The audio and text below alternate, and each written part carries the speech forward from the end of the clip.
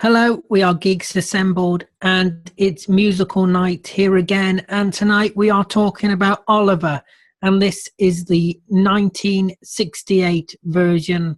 And we're going to go straight in. Let's go to Susan and Alex. Just a moment. Why don't you go to Beef Dad first? Come back to us. All right, we'll go to Beef Dad. Over to you, Beef Dad. Yes, Oliver. I remember watching. No, I'm not Oliver. Yes, it's Oliver. Shut up. I remember when it first came out.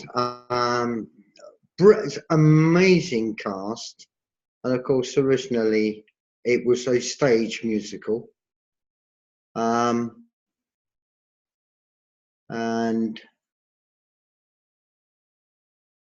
I ended up doing it. That's me as the Artful Dodger there. The cast list is incredible. Ron Moody, Oliver Reed, Shaney Wallace, who I saw in pantomime when I was about 7. My grandmother took me to Streatham Hill and to a pantomime. She was in Aladdin. It was the first pantomime I ever saw. Jack Wilde is the Artful Dodger. Harry Seacombe, amazing as Bumble. Peggy Mount as Mrs. Corney. Leonard Rossiter as Sowerbury. And Hilda Baker as Mrs. Sowerbury. Ken Cranham playing their assistant Noah Claypole. And of course I was at school with Ken Cranham.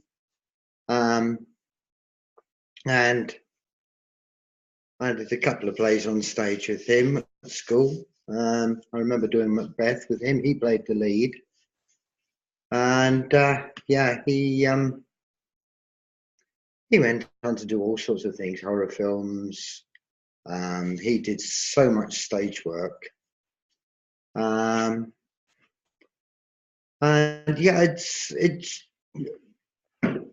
It's an incredible cast. The music is brilliant.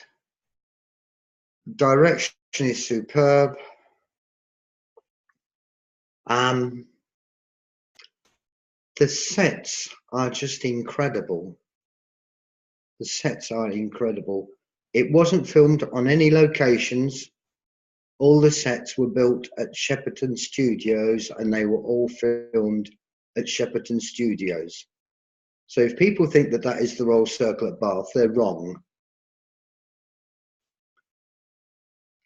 Who Will Buy was actually filmed in the studios, not at the Royal, and not at the Royal Circle Bath. Well, the whole film was filmed in a studio. The whole film was filmed at Shepperton Studios. Jesus. Yeah, I didn't know that. The sets were brilliantly designed, incredibly well constructed, and I love the dancing in it. The choreography was superb. I love it. It's probably one of my favourite films of all time. Well, I'm sorry it didn't meet your standards, Beef Dad. Let's go to.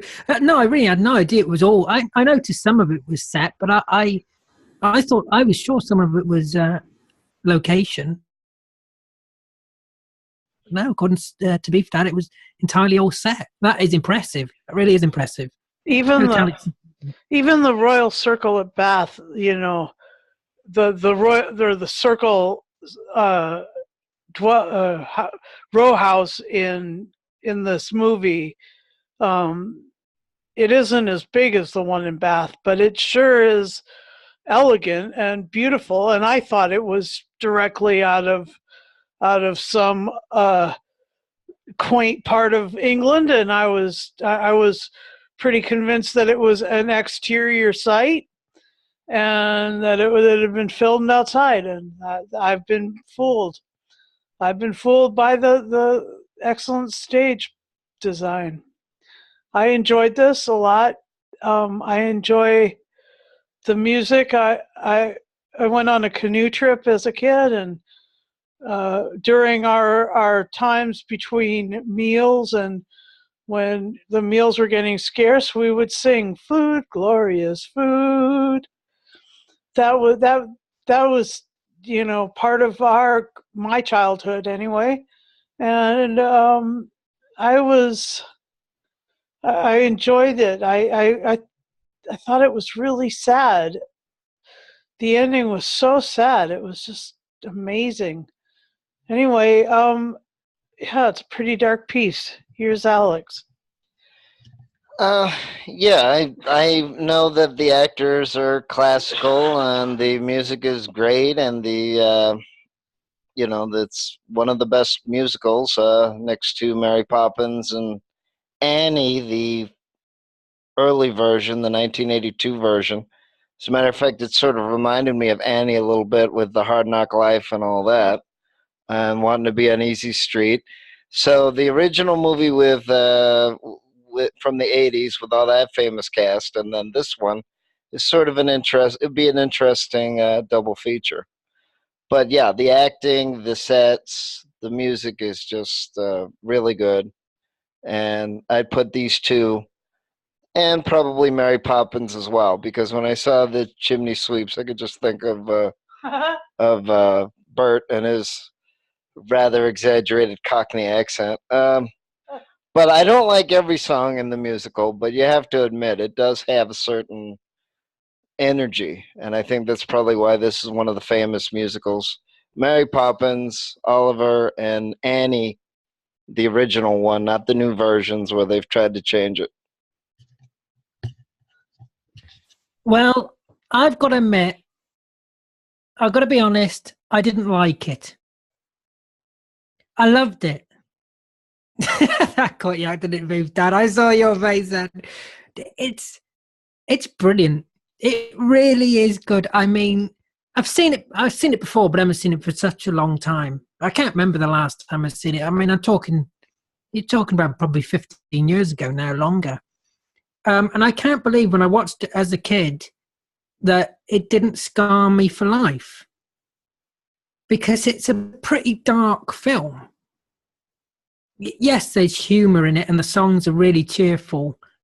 Well, most of them. I love the songs, the choreography of them, and just the beat of them, and everything is just phenomenal. I mean, consider yourself. I just love that song. The acting is brilliant. The guy who plays Fagin is just extraordinary. Just the whole film, I think, is really, really well put together. I mean, we reviewed Pete's Dragon, and this is much better than that. I do agree with Alex that this is one of the better musicals out there, and this is up there with Mary Poppins and things like that. It's just it's about an hour and a half, something like that, and it's just great all the way through. But it's also very sad because, look at what happens with Nancy when she gets beaten to death by Bill Sikes. And then at the very end, you got Bill Sikes who gets shot when he's climbing over that wall after he's jumped it with the rope, and he's just hanging there. And they just leave him hanging there, and the camera's just concentrating on him. That's pretty. Yeah, that's pretty dark for a kids' film, really. It hits all the right notes. It really does. Let's go into favourite moments. Let's go Beef Dad for favourite moments.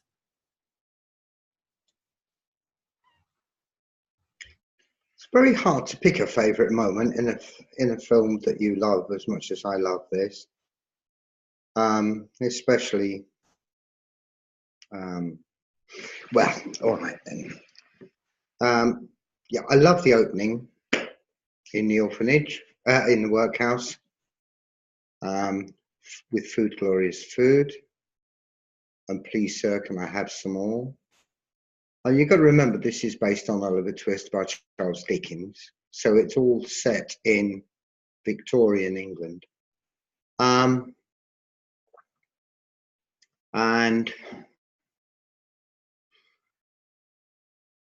I love it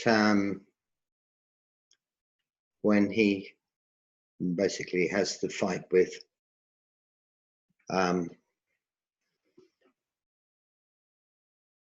what's his name, Noah Claypole at Sowerbridge, and then after that he leaves and travels to London, meets the Artful Dodger, and you get probably one of the classical songs of music, of musical films, Consider Yourself. Brilliant song. I remember doing it. It's very, Jack Wilde was just absolutely brilliant doing it, and I'm trying not to think about it too much, but it was over 50. It was about 50 years ago that I did it. And You've Got to Pick a Pocket or Two. That is just brilliant. Ron Moody was brilliant doing Frank. In this life, one thing counts, in the bank, large amounts. I'm afraid these don't grow on trees. You've got to pick a pocket or two. You've got to pick a pocket or two, boys. You've got to pick a pocket or two. Brilliant. And it's such a joy to be involved with on stage too. And his final song at the end, reviewing the situation, especially when he starts to sing it to the owl. I loved that. Yeah, the owl is sitting there close to the place where he keeps his box with all his jewels in, basically his retirement money. And he sings, and the owl, I don't know how they managed to get an owl to get those expressions on his face, but it's brilliant. And yeah, and the very, very final shot where he's dancing off, and it's just him and the Artful Dodger left, but they've stuck together, and that is just brilliant. It's a real. And Alex, those aren't just what you'd call chimney sweeps that pop up out of the chimneys. They are children, because they didn't have chimney sweeps that went up. They sent children up the chimneys to brush them out. That was one of the things that the Victorians were famous for, and one of the unpleasant things that the Victorians were famous for, the way they used children. So yeah, that's it. That covers it for me. Yeah, no, one of my favourite moments is the Artful Dodger and Fagin's relationship, really throughout the whole film, really. I thought their friendship, the way they had real chemistry as well. You know, they were really good. It was really entertaining to watch. Let's go to Alex and Susan for favourite moments. Here you go. Oh, here, you're chewing. Or moments okay. that Alex likes. I'll say that my favorite moment was when one of the crazy moments of the story was when the kid had finally gotten comfortable. He had a nice bed. Oliver was had arrived home, and he had school books. He was enrolled in school. He was moving ahead with his life, and suddenly they come and kidnap him. And that is like, to me, that's just like the most devastating moment. I mean, it's like your heart sinks. You just feel so bad for that kid, because you want children to be protected and loved and safe, and when these bad things happen to them, oh my gosh. But I guess, like, in the actual story, Oliver, he gets to a point where he is able, and he'll grow up safe and stuff. But wow. And the other kids, you just feel for these children. Anyway, and And he yes, was saved by a dog. yes, and the The the dog saved the day, really. the dog did save the day. Yeah. And the Victorian treatment of children, it is weighing on my heart this afternoon doing this podcast. So yeah, so that's my favorite. But here's Well, there were real children's workhouses in the Victorian era. right. I know, that's what I'm There really saying. was. Yeah. That's what I'm saying. And there was really Victorian orphanages that Yep. that were run by opportunistic, capitalists. And they had no protection, they had limbs and legs chopped off and Yes. all sorts of things from dangerous machinery and things like that. Yes. And you're talking about really, kids, really young kids. Right. We weren't great in the past. Anyway, here's Alex. Well, yeah, that's why it reminded me of Annie and probably also Les Mis as well. I mean, they have Master of the House, and Annie has Hard Knock Life. So they probably were influenced by Oliver Twist, which is what this is based on. But yeah, I mean, even I was kind of thinking a little bit about, the fact that in a way this is a gang, and the Artful Dodger and Fagin and even Bill Sykes, it's a gang, but they sweeten it by going, be back soon. And it's very catchy, if you hear the song. Which, I didn't know if we were going to sing or not. But yeah, I mean, it's... you can sing if you want.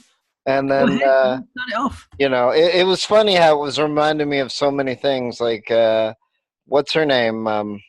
The woman singing, Nancy. if he needs Nancy. me.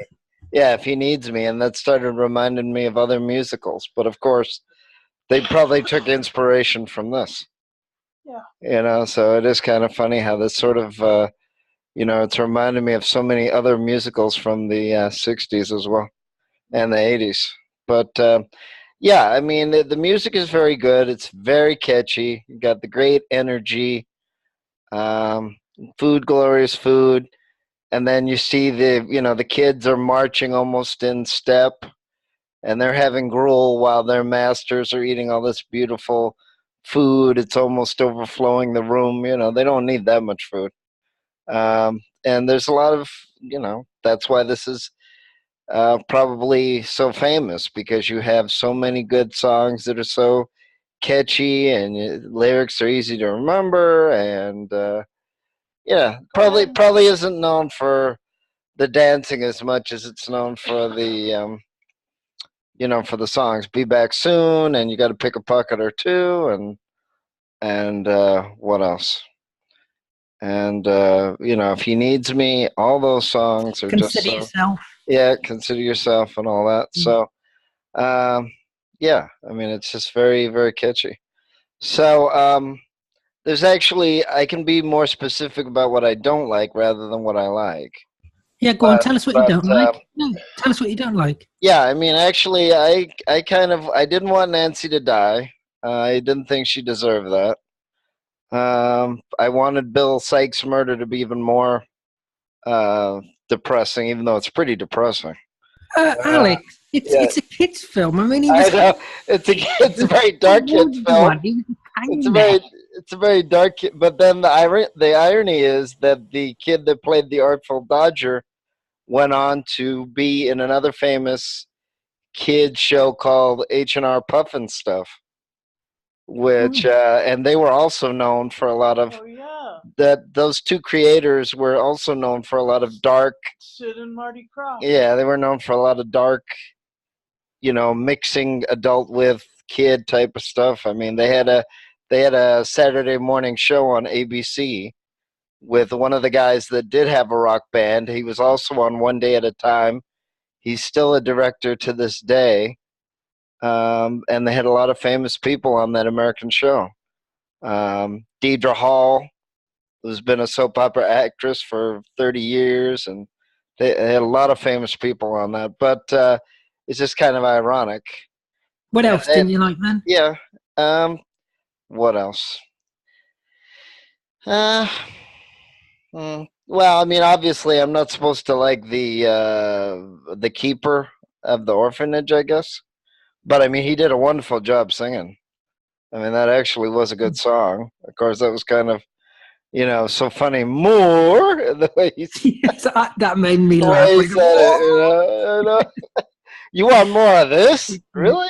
It's not even oatmeal. Come on. Anyway. not even edible. Yeah. I have to give credit, really, to all the acting, but especially the children actors were all brilliant in this. There wasn't a bad one, really. I mean, because child actors can be a bit, iffy, but they were all great in this.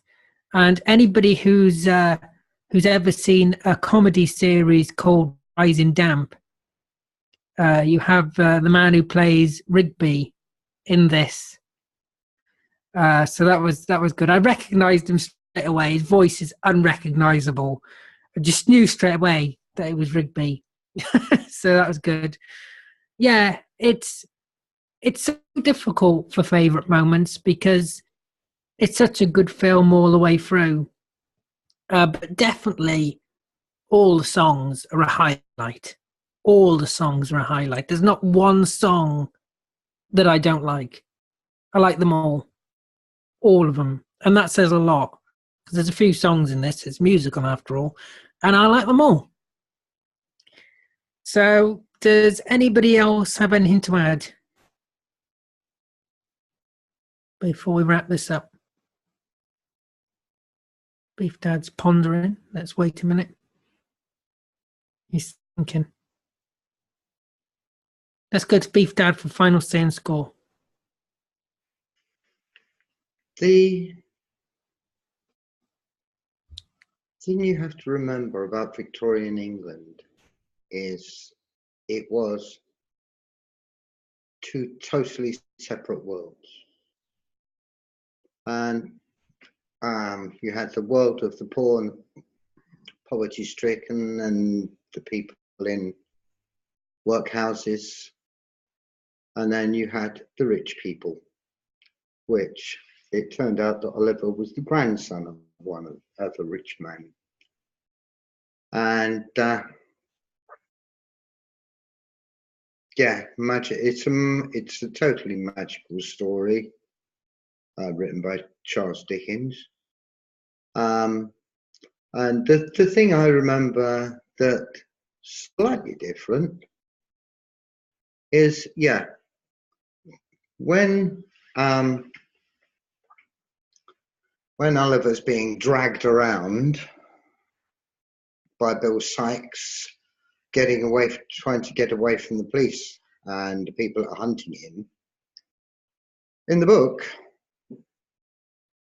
yeah, he goes and crawls along and gets the rope hooked around something for Bill Sikes.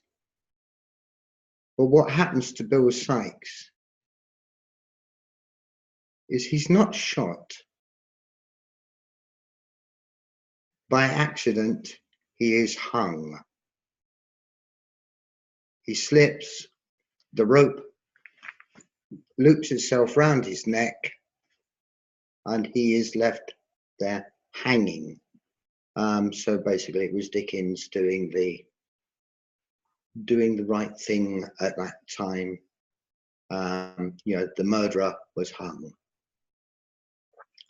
And really speaking, he wasn't part of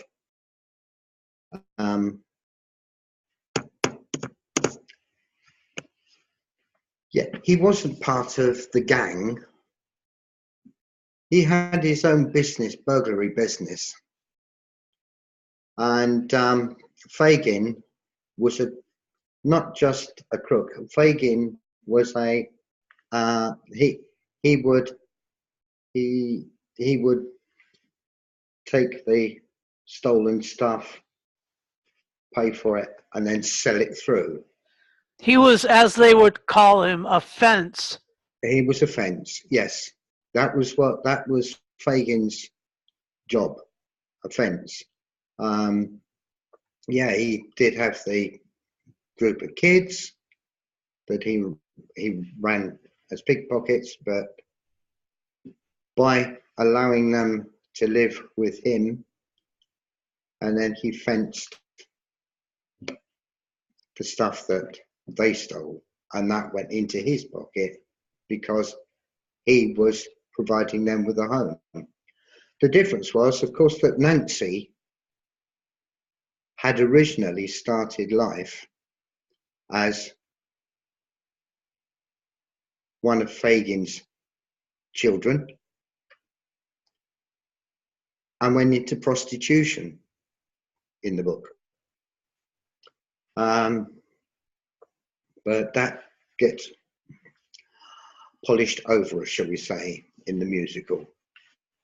You can talk about death and children's stuff, but you really don't want to talk about sex. Or knitting. Or knitting. Yes. Well, yeah. I'm reviewing the situation. Can a fellow be a villain all his life? All the trials and tribulations. Better settle down and get myself a wife. And a wife will cook and sew for me and come for me and go for me and go for me and nag at me. A finger she would wag at me, the money she would take from me, and misery she'd make from me. I think I better think it out again. That's the most, probably the one of the funniest verses in the entire thing. It's a solid gold-plated 100 out of 10. Wow, a 100 out of 10. Yeah. I don't think Big Dad's ever given a higher than a 10. And now we've got a 100. Wow, let's go to Alex and Susan. Will they go higher or lower than 100 out of 10? Alex, you better step up the game now. Come on. Well, I will give it. I'll give it an 11 out of 10. It is adorable and sad at the same time, and I'm really glad we watched it because it's left something inside of me. So that's fun. I love it when musicals and movies leave something inside of you. I'll give this a 9. Like I said, there's other ones that I like. I hate to admit it, Mary Poppins, Annie, and Les Mis. And those are good. Phantom of the Opera. Alex, you know you can give something a 10. It's all right to give something a 10. Okay, that's all you right. loved it. Just give it a 10. You loved it. Just say 10. Go on. It's a pretty perfect musical, isn't it? Well, there was actually 2 songs that I didn't like, but that's okay. Like I said, there was a lot of energy. That's what you want in a musical. So I know, Big Dad's like, what? Alex, can I just say something? Yeah, go We're ahead. not ending this cast until you give it a 10. Oh, yes, we are. Oh, no, we're not. This is not pantomime. Anyway, so I'd give it a 9 out of 10. No. I think you misheard me. Sorry, I must repeat myself again. We are not ending this cast until you give Oliver a 10. No. All right, a 10. Jeez. Right, so I absolutely adore this film. I think it's absolutely brilliant from beginning to end. It just has to be a 9. And no, I'm only joking. Of course it's a 10. In fact, I'm going to give it a gold-plated 100 out of 10 as well, what Beef Dad has given, because it's just a fantastic film. And I know Alex said that Nancy's death was a negative. Yeah, but it's emotional. You're not meant to like that she's died. You're not meant to be happy about it. You're meant to feel sad. Because she was a good character in the end. Yes, I know she kidnapped Oliver, but she had character development. In the end, she was doing the right thing. And she'd, forgotten about that scumbag of a partner, of a husband or whatever, Bill Sykes, and was going to give Oliver back and do the right thing. So, and the fact that she had a tragic end just gives the film more weight to it. And it gives the film a leverage. So yeah, for that, I think it makes the film better. I mean, if she just magically walked out at the end, the door opened and there was Nancy, I think that would be a bit of a cop-out then. Do you get what I mean? I think that would have been like, oh, well, we thought she was dead. If they made you think she was dead and then she turned up, I don't think that would have been a lower score. But yeah, this film's fantastic. Tell us below what you made of Oliver in the comment box. Remember to hit that subscribe button to stay up to date with all our videos on the channel. Look after yourself. Take care. We will see you next time. Alex gave a 10.